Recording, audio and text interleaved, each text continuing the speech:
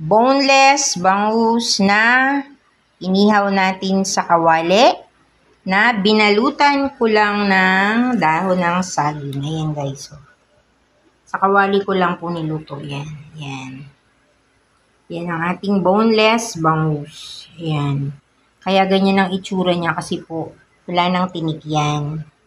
Tapos, meron tayo ditong, kumakain po ba kayo nito? Okra at talbos ng kamote. Yung talbos ng kamote, kapag ka po kumukulo na yung tubig, ilagay nyo na. Tapos, after na mga 5 or 10 seconds, pwede nang hanguin yan. Ako, ganun lang po ginagawa ko.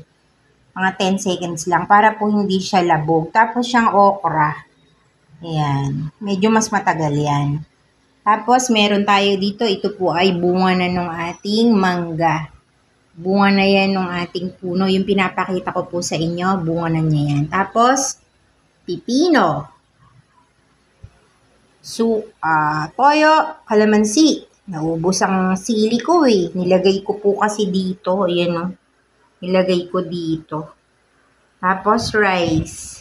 Kasi po guys, ito ang mixture nito ay sibuyas, bawang, paminta, tapos sili, saka kamatis. Yan. So, kain po tayo.